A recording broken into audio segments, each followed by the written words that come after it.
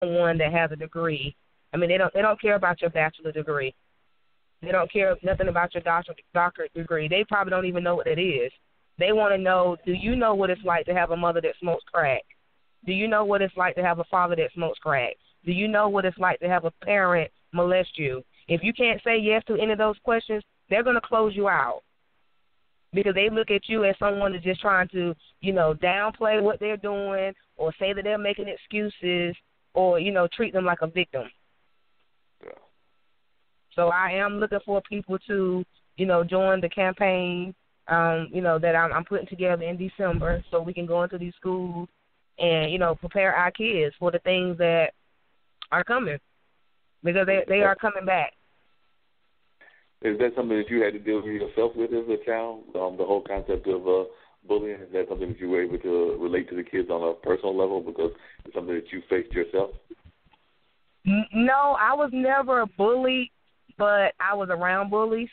And growing up, actually, when I was in middle school, I was actually like a peer mediator. So I've always kind of been like the neutral person, bring both sides together type thing. So a lot of things, programs and courses and stuff that I bring together and things that I speak about in my team summits, et cetera, is, from things that I've experienced. May not have been in my personal life, but things that I was around. I'm around so many different people with different styles of life right now. I'm around a lot of people, from people that make a lot of money to people that make no money. Right. And I'm sure that Dean can relate to that as well. Because, Dean, you still there with me? You know I am, brother.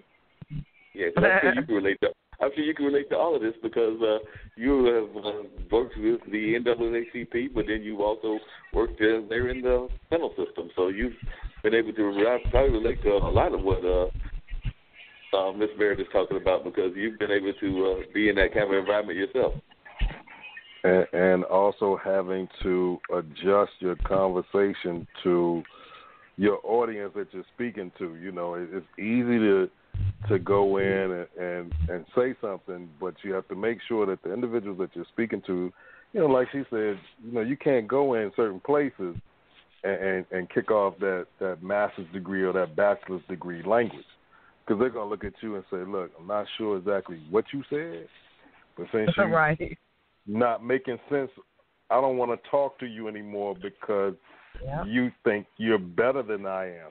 Unfortunately, That's where the conversation goes, but then you have to tailor that and flip it on and off like a light switch. So I might be in the middle of some offenders, and my conversation is totally different from the way I'm speaking right now on this show, And people will look and say, how can you do that? I said, well, this is the way you get people, you speak in the language in which they understand and which they can appreciate without talking at them or speaking down to them.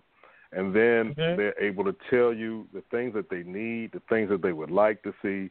The problem comes in with the community. The community does not extend the hand to lift up. They'll look, they'll judge, and they'll turn away. And, I mean, I know you're not going to say it, but I don't have a problem with saying it. What used to be the center of our communities has now become just the Sunday fashion show and the midweek take a break, if you will. It's almost like when those church doors open, it's like what will benefit the church instead of what will benefit the people. And hopefully they'll turn that around and change that mode of thought and go back to when situations used to happen, no matter what it was. People met at the church house. They figured out what plan of action they wanted. And, I'm from Petersburg, Virginia, so I live in Jersey now, but I grew up in what people still call the country, and we went to the church. And the leaders were there with the church leaders. So now you got all the community leaders trying to figure out how are we going to fix this or fight this because this is wrong.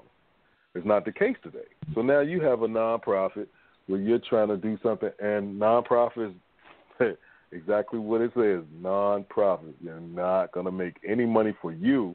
Any donations and stuff like that that come in are distributed back out. But right. they're not thinking about that. You know, they're like, okay, well, how do I benefit from it? It's not for you to benefit. Right. You know, it's not to enrich your pockets or to bless you, as they say.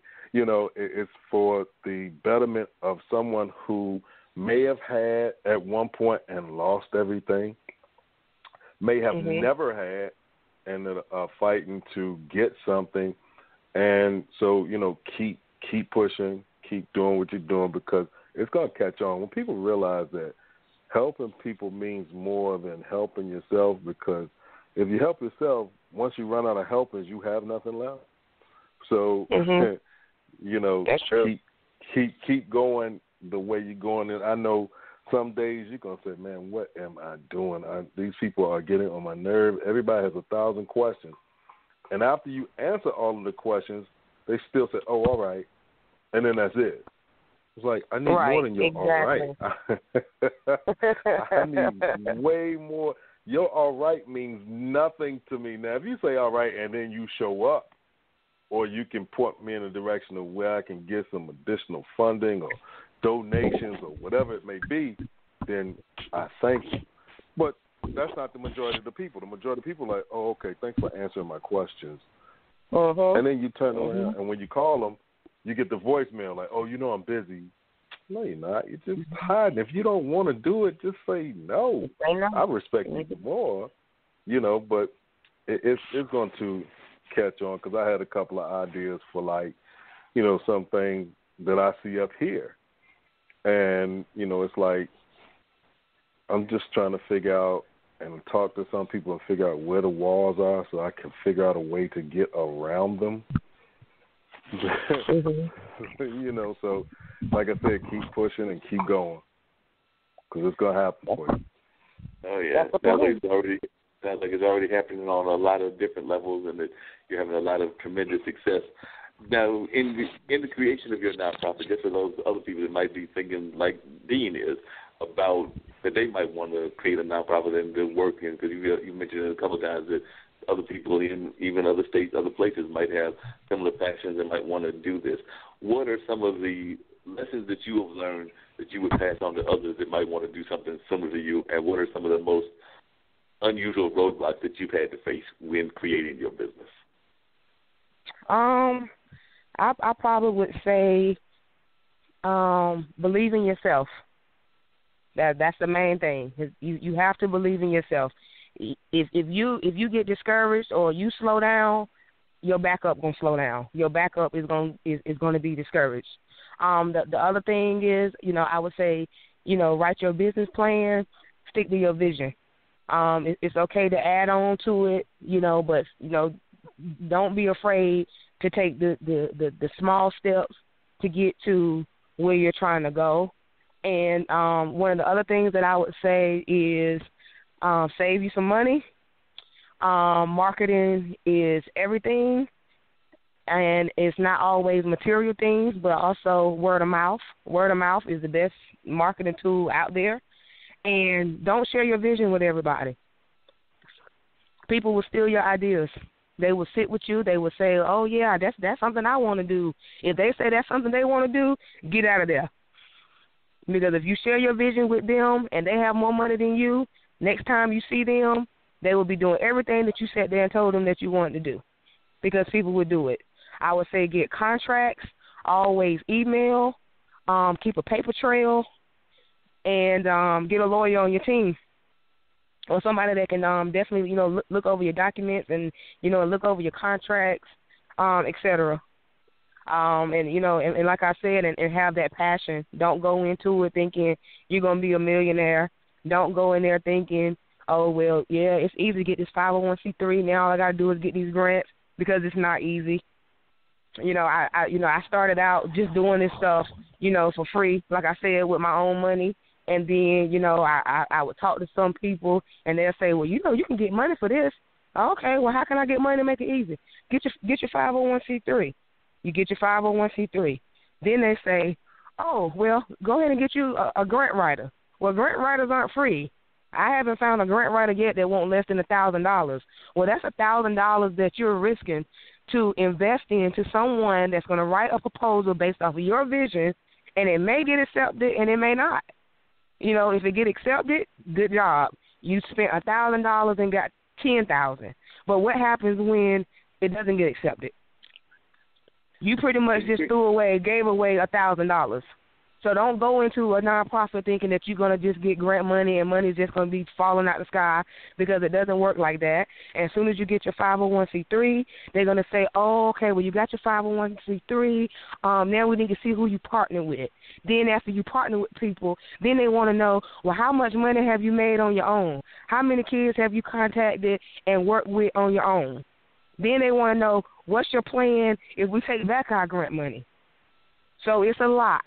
It's a lot, but it's worth it. It is so worth it.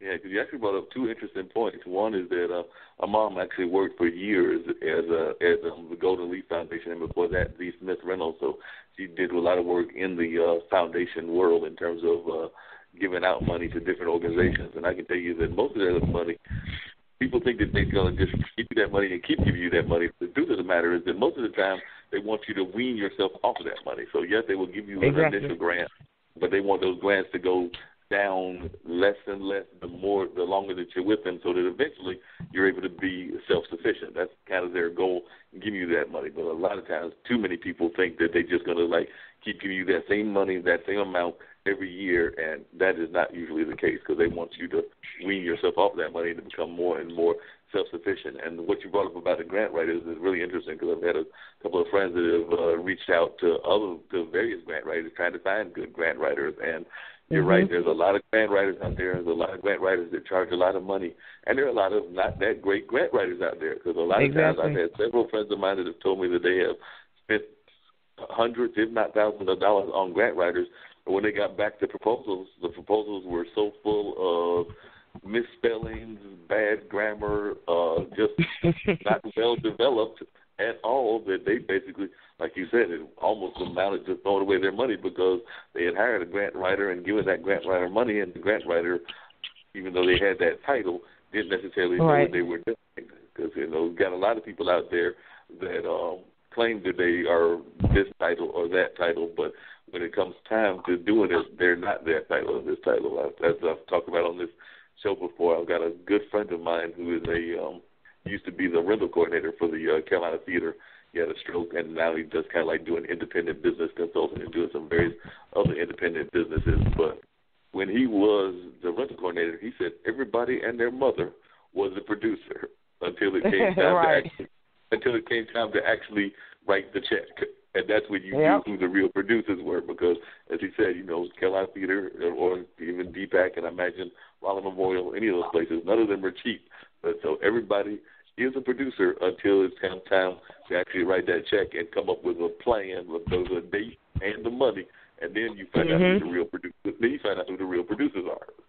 Right, and that's when you get all the excuses.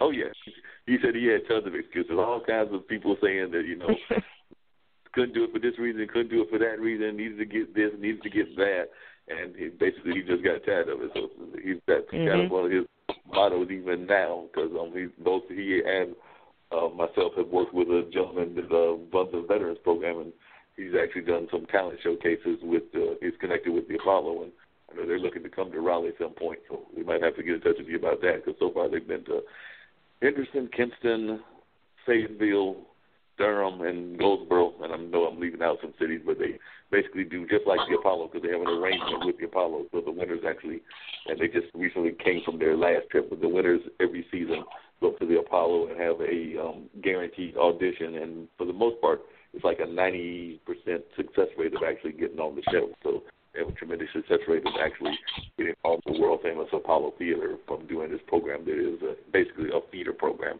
with the Apollo, and is also a fundraiser for a veterans organization. Okay.